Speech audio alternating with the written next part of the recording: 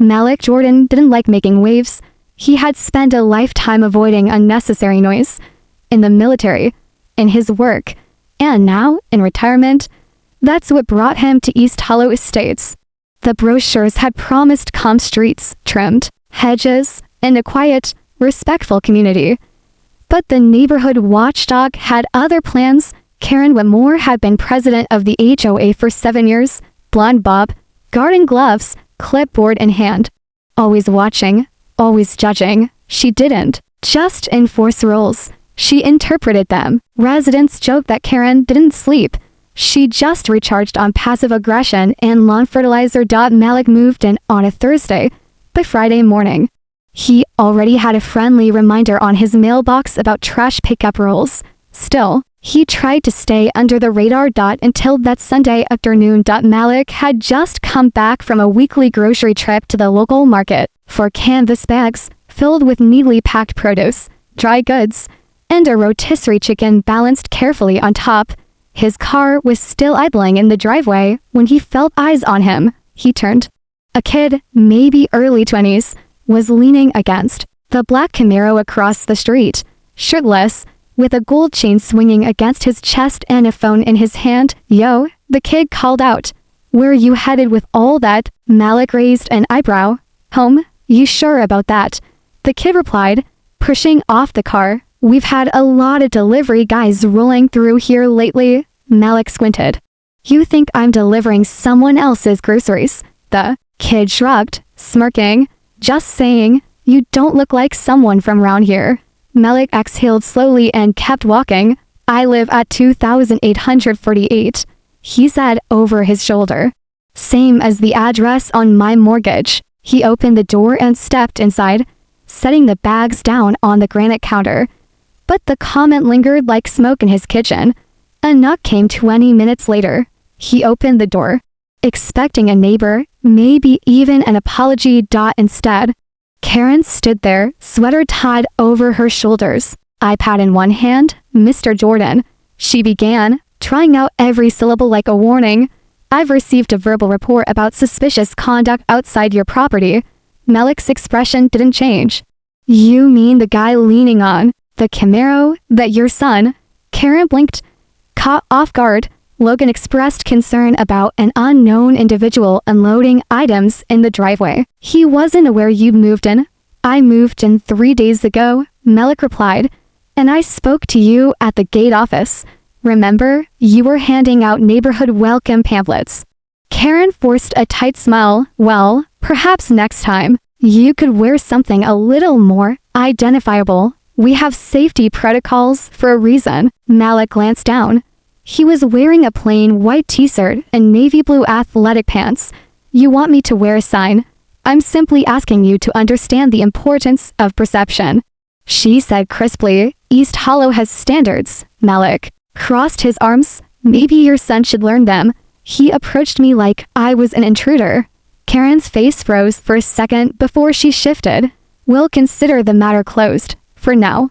She turned and left. Malik stood at the threshold, staring at her retreating back. The whole exchange was laced with something familiar. Not the kind of military authority he was used to, but a civilian version of control, dressed in homeowner etiquette and coded language. He closed the door and looked at the grocery bags on the counter. The chicken was cold. The lettuce was starting to wilt. He dealt with worse than this, overseas, in places where real danger lurked around every corner. But this was his home, and something told him this was only the first shot fired. It wasn't about groceries. It never was. This was about territory, control, and a woman who thought the whore made her queen. But Malik had faced worse battles than manicured lawns and noise complaints. And he wasn't about to let Karen rewrite the rules of his own front yard. 2 days passed without incident. Malik stuck to his routine. Quiet mornings, daily walks around the block, and work calls from his converted home office. He avoided Karen, avoided Logan, and avoided the growing tension that simmered just beneath East Hollow's trimmed lawns, until Tuesday morning, he opened his front door to grab the paper and noticed something else lying just beneath the mat. A plain white envelope. No postage, no name. Just notice printed in block letters across the front. Inside was a formal letter on East Talohoa letterhead. Subject: conduct warning. And verified residency activity date. Filled in a community concern has been filed regarding behavior inconsistent with East Talo standards and resident protocol. This warning serves as a reminder to all homeowners that unauthorized conduct, including loitering, non-resident presence, or delivery misrepresentation, may result in fines or further investigation. East Talohoa compliance team. There was no name at the bottom, no signature, no direct accusation, just vague language wrapped in bureaucratic tone. Malik read it twice, then a third time. He wasn't just being watched. He was being labeled as someone who didn't belong. That same afternoon, he walked to the Hoa office, housed in a small brick building at the edge of the community park. A carved plaque above the door read, East Talo Community Trust. Inside, the air conditioning was set to frigid, and the smell of lemon disinfectant clung to everything. At the reception desk sat a young woman named Paige, who blinked up at him nervously. "Hi, Mr. Jordan, right?" Malik nodded. "Is Karen available?" Paige hesitated. "She's just stepped out for a board review meeting." Malik reached into his pocket and held up the letter. "I need to know who sent this." Paige shifted in her seat. "Those usually come from the compliance team, but it's mostly Karen." Malik lowered the letter. "I'd like the official documentation for the complaint that led to this." "Who filed it? When?" "I'm not sure I can give that," Paige said cautiously. "Karen keeps most of that internal." Malik's voice stayed calm. Hoa bylaws require that homeowners be allowed to review complaints made against their property. Section 3, Paragraph 5. "I read the handbook." Paige blinked. "Okay, I'll ask Karen and get back to you." Malik nodded once. "You do that." He left the office, letter folded neatly in his back pocket. His walk back home was quiet, but his thoughts weren't. This wasn't about bins or behavior. It was about something else, something personal. That evening, as the sun set over the hedged driveways and fox colonial porches, Malik heard a low rumble outside his window. He looked out and saw Logan's black Camaro parked at the curb across the street again. The engine was off this time. Logan sat with his seat reclined, one arm hanging lazily out the window, staring at Malik's home like it owed him something. Malik pulled his curtain shut. 10 minutes later, there was a small click near his door, barely audible. Malik opened it to find another notice taped to his mailbox. Trash container violation been left unsecured. It was nonsense. His bins had been brought in hours ago. He glanced across the street. Logan was gone. Just the faint smell of exhaust and the faint shimmer of streetlights remained. Malik stepped back inside and closed the door gently, setting the second notice on the kitchen counter beside the first. He wasn't paranoid. He was being hunted, slowly, with forms, letters, and rules designed to paper cut him into submission. Malik wasn't the kind of man to raise his voice. He'd seen what real conflict looked like, and this was beginning to feel all too familiar. What started with a smirk and a clipboard was turning into a quiet siege, and he knew the worst was still waiting behind the next letter. Malik didn't sleep much that night. He sat in his office with both notices laid out in front of him. His laptop screen displayed the Hoa bylaws, cross-referenced against county housing regulations. He didn't have to dig far. East Talo's Hoa had a clause requiring transparency when homeowners faced repeat notices. The association was legally required to disclose the original complaint upon request, and Malik had requested it twice. So, why the silence? By noon the next day, he was back at the Hoa office. Paige looked like she wanted to disappear the moment she saw him. "I still haven't received documentation on the complaint," Malik said. Paige gave an apologetic smile. "Karen said she's reviewing the video from the community cameras. She wants to verify everything before releasing any documents." "Video," Malik repeated. "So there is footage?" Well, Paige hesitated. "Technically, yes. The clubhouse cameras cover the front walkways and street lanes. Karen checks them when needed. Malik nodded. Then I'll request the footage from Sunday. Paige hesitated again, tapping her keyboard. I think there was an issue. She said that section had a technical failure on Sunday. Malik's face didn't change, but his jaw tightened. Then I'll file a formal freedom of information request with the security subcontractor. Paige blinked. Is that allowed? Malik smiled politely. I've been in security clearance work for over 20 years. I know where the data is. And if I find out someone tampered with it, that becomes a whole different kind of complaint. He turned and walked out. That night, as dusk rolled in and porch lights flicked on like clockwork, Malik sat in his backyard beneath a warm orange sky. His dog, Chase, a retired canine, lay calmly at his feet. Malik tossed a tennis ball half-heartedly across the lawn. Logan's Camaro cruised by again, slower this time, music thumping low, not loud enough to call in a complaint, but just enough to get under his skin. This wasn't random. Logan was testing boundaries, inching towards something more reckless. Malik had seen that look before, arrogance in a young man who believed the rules didn't apply to him because his mother made them. The next morning, Malik's trash bins were untouched, but a fresh letter had arrived. Notice of grounds violation.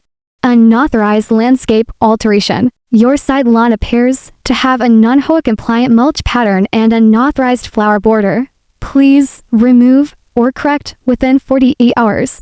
Malik stared at the paper, then walked out to his side yard.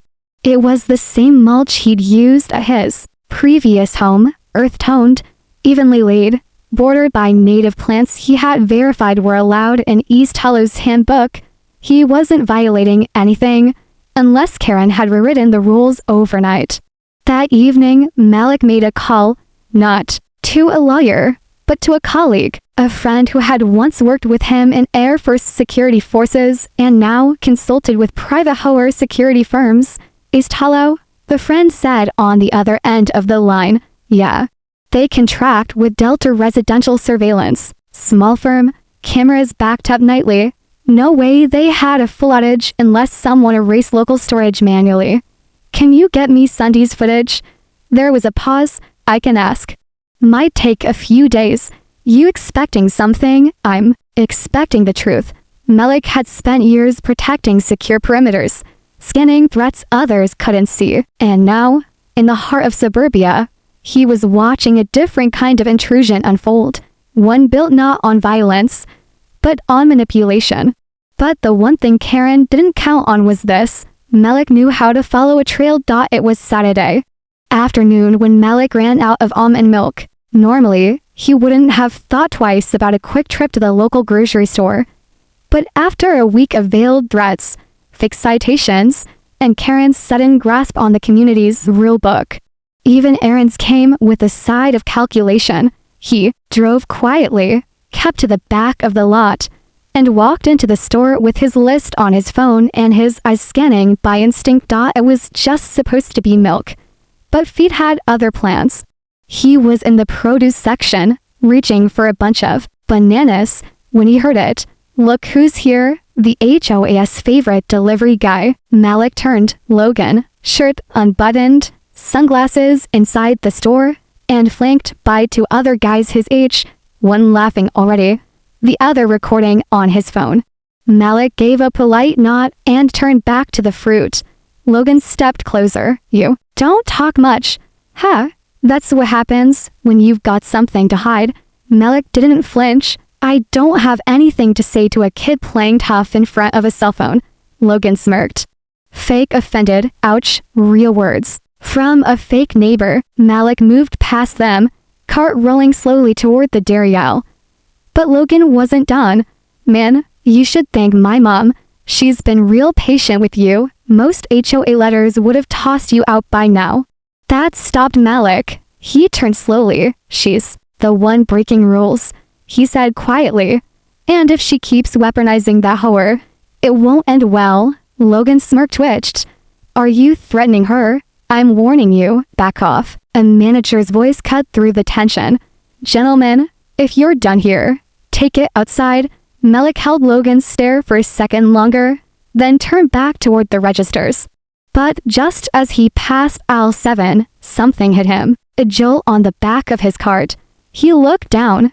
A banana, bruised and rolling on the floor. Logan and his friends stood nearby, laughing. You dropped something, DoorDash? One of them sneered. Malik's hand gripped the cart tighter, but he didn't react.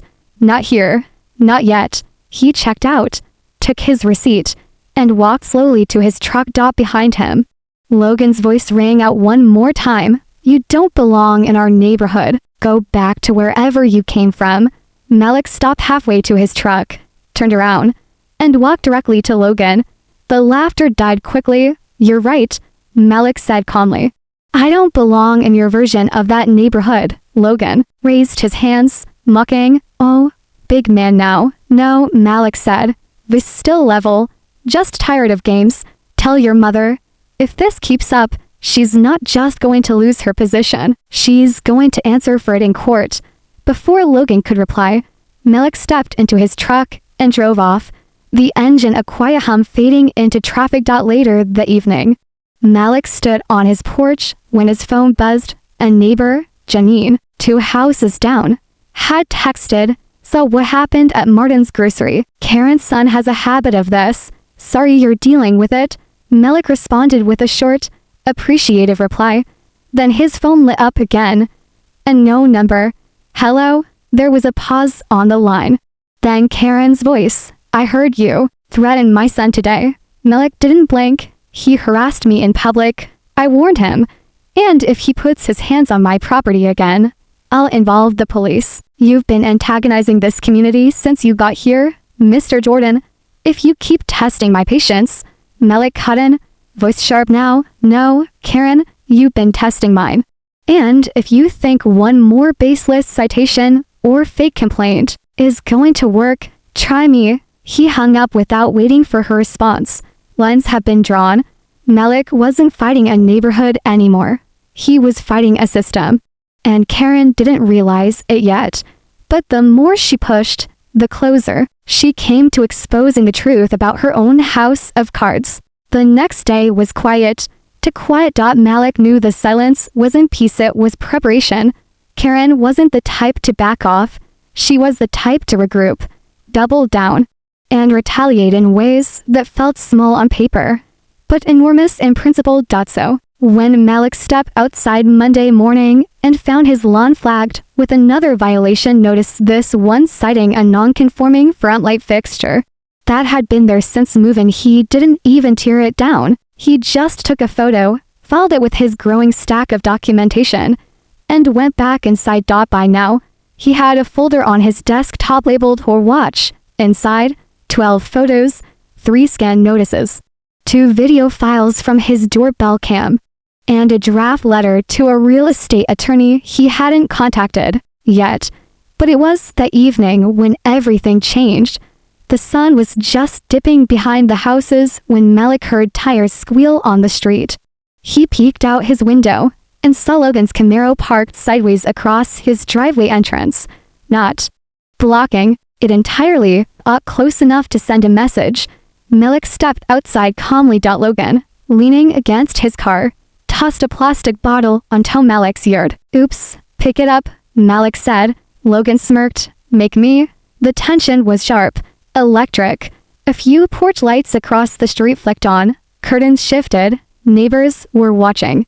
Karen arrived moments later, walking fast, phone in hand. She marched up like she owned the pavement. Malik, she said sharply, you're creating a hostile situation again. I'm going to have to report this. Your son's trespassing. Malik replied. Again, I have witnesses. Karen snapped. You threatened him. You stepped outside with intent to confront. That's intimidation. Then call someone, Malik said coldly. I'd love to speak with them. Without missing a beat, Karen raised her phone and dialed 911. What is your emergency? Yes. Karen said with a quiver of righteous fury. This is Karen Whitmore, HOA president of East Hollow. One of our residents is threatening me and my son. He's aggressive, possibly dangerous, inside his home. Malik had already grabbed his badge and stepped out again. Not his HOA member ID, but his federal contractor badge, issued under DHS clearance. As Karen continued rambling to the dispatcher, Malik calmly pulled out his phone and placed a separate call. A familiar voice picked up after one ring. Dispatch, this is Sergeant Denise Palmer. Hey D, it's Malik Jordan. I need you to confirm something for me. Badge number 3279. Still active. Still good. She replied immediately. Everything okay? I've got a civilian calling in a false report on me. She's likely speaking to your office right now. There was a pause, then the sound of shuffling. Hold on. Yep, she's online too. Just claimed you were unstable and threatening in a residential dispute. Malik chuckled dryly. Put me through. Karen was still pacing on, her front lawn, voice growing louder. He's standing here with something clipped to his belt. It looks like a weapon. Then the dispatcher's voice came through her phone. Ma'am, I need you to stop talking and listen. Karen blinked. Excuse me, Mr. Jordan is currently on the line with us. He's verified, and he's cooperating. And for the record, what he's wearing is a federal security clearance badge, not a weapon. Karen's mouth opened slightly, her voice caught in her throat. Mum, the dispatcher continued, you need to step away from the situation and stop making unfounded claims. If this continues, your call may be submitted for legal review. Logan muttered something under his breath and got into his car, engine revving. Karen stood frozen. Malik stepped forward, stopping at the edge of his lawn. You called 911 because your son littered and got embarrassed. That's not an emergency. That's entitlement. Karen didn't reply. Karen wanted control. But when the system she'd weaponized turned around and recognized the man she tried to frame, the illusion cracked. It wasn't about rules anymore. It was about power, and hers was slipping fast. The 911 call had shaken something loose in the neighborhood. For months, maybe years, Karen Whitmore had ruled East Hollow Estates with a blend of sugar-coated authority and key.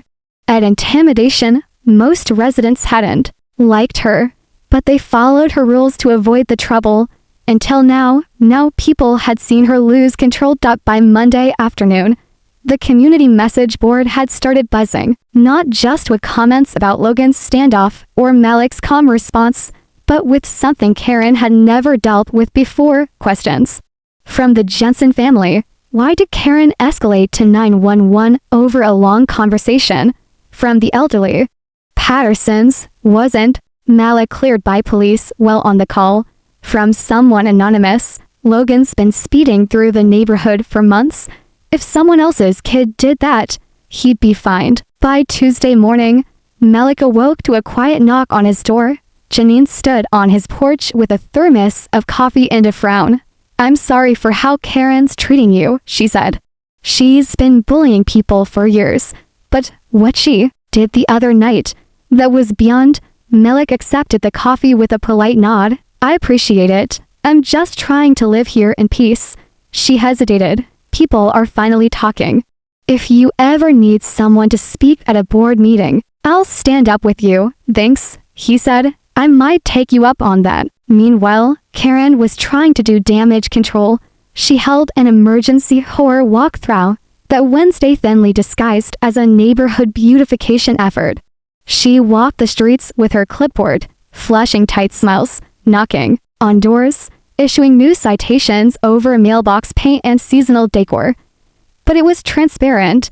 Residents watched her now with respect, but with suspicion. She stopped by Malik's home again, this time accompanied by two other board members, Greg Bishop and Elaine Weller. Mr. Jordan, Karen said, we're following up on your previous landscaping violations. The board has decided your side yard flower border is in violation of East Hollow's uniform aesthetic. Greg and Elaine didn't speak. They didn't nod. They didn't even make eye contact. Malik kept his hands folded calmly. According to Section 2, Paragraph 3 of the handbook, my plants are within allowed types and dimensions. I even checked the mulch color code, earth tone 4215 on your approved list. Karen blinked. Well, our interpretation allows for community. Sensibilities. Interpretation. Malik raised a brow. Is that printed somewhere? Or just your personal opinion? Greg finally shifted uncomfortably. Karen pushed forward. If you'd like to file a rebuttal, you can attend our board meeting Thursday. Until then, this stands as a formal warning. Malik said nothing, but as they turned to leave, he noticed something that made him pause. Greg, the board treasurer, whispered something to Elaine. She replied, quietly but clearly, she's digging herself deeper. That night, Malik emailed his contact at the security subcontractor. Footage from Sunday, the day Karen claimed the cameras failed, had finally come through. And what he saw confirmed what he'd suspected. Logan had circled Malik's car twice. He stopped on the passenger side, reached into his own pocket, and appeared to drop something near Malik's front wheel before casually walking off. Another angle showed Karen entering the clubhouse the following morning, removing a small black device from the main security console removable hard drive. The timestamp matched her claim that the system wasn't recording. She hadn't just weaponized rules. She'd actively suppressed evidence. Malik leaned back in his chair, heart steady. It was time. For the first time, Karen wasn't feared. She was questioned. And in the cracks of her empire, Malik had found something stronger than suspicion. Proof. She tried to erase the truth, but forgot that real security doesn't blink. And now, the HOAS trusted queen was standing on a foundation ready to collapse. Thursday night came with a humid stillness, the kind that made everything feel on edge. The East Hollow Horror Board meeting was scheduled for 7 p.m. sharp at the community clubhouse. Normally, only a few homeowners bothered to attend, but tonight, the room was packed. Karen sat at the center of the long table, flanked by the 5 other board members. Her pink blouse was crisply ironed, her lips painted a little to red, her expression composed. But she cleared her throat into the microphone. We'll begin this evening with community updates. First, a reminder that violations must be addressed within 10 business days. Non-compliance will be met with fines or further action. I have a matter to bring forward. All heads turned. Malik stood near the back, calm, hands folded behind his back, a small manila folder under one arm. Karen hesitated. This is not the open comment portion. It concerns falsified citations and tampered HOA property. That silenced the room. Elaine Weller, normally silent during these meetings, leaned toward her mic. Let's hear him. Karen's lips pressed tight. Malik stepped forward and placed the folder gently on the board table. He spoke without raising his voice. Over the past 2 weeks, I've received 4 separate violations from this HOA. Every one of them was either exaggerated or flat out false. But that's not the issue I'm bringing forward. He turned to the crowd behind him. The issue is this. The HOA president has been selectively targeting residents she personally dislikes, while shielding others, specifically her son, from consequences, and I can prove it. He tapped the folder. These are security camera recordings from the HOAS contracted surveillance provider, Delta Residential Surveillance, under public access request laws, and as a legal homeowner, I obtained backup copies from the central server. After being told by Karen herself that the footage had been lost due to a technical failure, and sat very still, her face didn't twitch, but her knuckles whitened around the base of her water bottle. Malik continued. This footage clearly shows Logan Whitmore walking onto my property, placing an object near my front tire. It also shows Karen entering the security room the next morning and removing the hard drive from the backup system, the very one that stores footage from our street. That's not a policy violation. That's destruction of HOA records. That's tampering. Gasps echo across the room. Malik opened the folder and passed out printouts. Stills from the footage, timestamp and clear. Logan, Karen, the missing hard drive. Elaine glanced at them, then slowly looked over at Greg. Greg spoke next, something he rarely did. I saw Karen walk out of the office with that drive Monday morning. He said quietly. She told me it was too sensitive to leave unattended. I didn't know what she meant. Karen finally spoke, her voice I see. This is a personal vendetta. Mr. Jordan has been trying to undermine me since the moment he moved in. I moved here for peace, Malik said calmly. I've never once disrupted this neighborhood. I didn't make this personal, you did, when you sent your son to harass me. And when you used this however as your personal tool of revenge. From the crowd, Janine stood. I've been fined for times for garden flags. While Logan speed raced past my house and nothing ever happened, another man stood. My wife got a notice for a garden hose. Meanwhile, Logan keyed my car last full. Karen's voice cracked. There's no proof of that. Malik held up one last document. This is a notarized statement from a former horror maintenance worker. He witnessed Logan being let off the hook for community vandalism twice. Both times Karen told him not to file an incident report. Karen stood abruptly. This is absurd. I've protected this neighborhood for years. I gave up my time, my energy. And you used it to protect your son. Elaine cut in, her voice finally firm. And punish anyone who challenged you. The room was dead silent. Greg reached for the gavel, pausing. We'll vote now. Motion for Karen Whitmore to be removed from her position as HOA president. Effective immediately. Elaine seconded it. The vote. 5-0. Karen stared. Lips parted. No words came. She turned and walked out of the clubhouse without a sound. No one followed her. Karen built her power on silence, intimidation, and carefully crafted lies. But the truth doesn't stay buried forever. And when it finally came to light, it didn't just strip her of a title. It unraveled the grip she thought she'd never lose. The next morning, a quiet breeze rolled down Sycamore Lane, rustling the flags and shaking off the dust of old power. Karen Whitmore's name had already been removed from the HOAS online portal. Her parking spot near the clubhouse, empty. Her nameplate, gone. She didn't even return for her personal belongings. According to Paige at the front desk, someone else came by, her sister, eyes downcast, saying only that Karen needed space. Logan's Camaro hadn't been seen since the vote. For the first time in a long while, East Hollow felt different. Not perfect, but real. Malik stood by his mailbox, sipping coffee. Chase trotted out from the yard, tail wagging gently. Janine passed by with her morning leash in hand and gave a wave. Whole place feels like it's exhaled, she said. Malik nodded. Tension broke.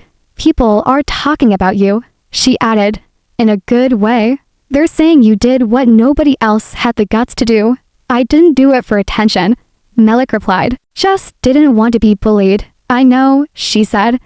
But that's exactly why it worked.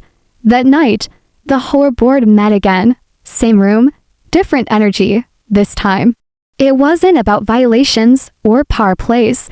It was about rebuilding. Elaine had been named interim president. Greg had stepped in as temporary secretary. And to everyone's surprise, Paige had offered to help revise the community rules for clarity, especially the ones Karen had routinely used as weapons. Malik was asked to speak. He declined the podium but stood from his seat and offered a few words. I moved here for peace, he said. What I found was a system that had been twisted into something ugly.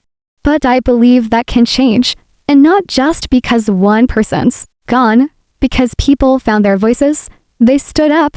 That's what keeps the community honest.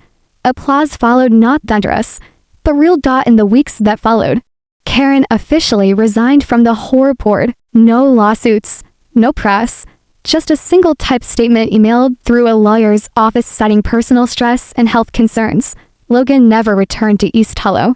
Rumor had it he moved out of state. And Malik, he planted marigolds along the edge of his lawn, repainted his mailbox, spent mornings on the porch with Chase and evenings walking the block with neighbors who now waved, stopped, chatted. He hadn't just survived East Hollow's quiet war, he had helped end it. One Saturday afternoon, Elaine dropped by. She carried a small plaque in one hand. It's not official, she said, almost sheepish, but it's something the board wanted to do. Malik read the inscription, East Hollow Appreciation Award for Courage, Integrity, and reminding us what community should mean. presented to Mr. Malik Jordan looked at it for a moment, then smiled. I didn't expect this. You shouldn't have had to do what you did, Aline said. But you did it with strength and grace, and we're better for it. Malik nodded, setting the plaque on his porch railing. I'm not big on awards, he said, but I'm glad things are different. They are, she agreed. You started something here, something we needed. Later that night, Malik sat outside as the sky darkened into soft blues and purples. Porch lights flickered on down the block, but not in fear anymore. In warmth. Chase laid by his feet. The hum of peace, at last, filled the air, and from across the street, Janine waved one more time, not as a neighbor seeking reassurance, but as part of a community that had learned how to stand tall. East Hollow Estates had rules, fences, and bylaws, but it took one man to remind them that a neighborhood is more than manicured lawns and silent obedience. It's courage, it's fairness, and when truth finally speaks, no amount of power or position can drown it out.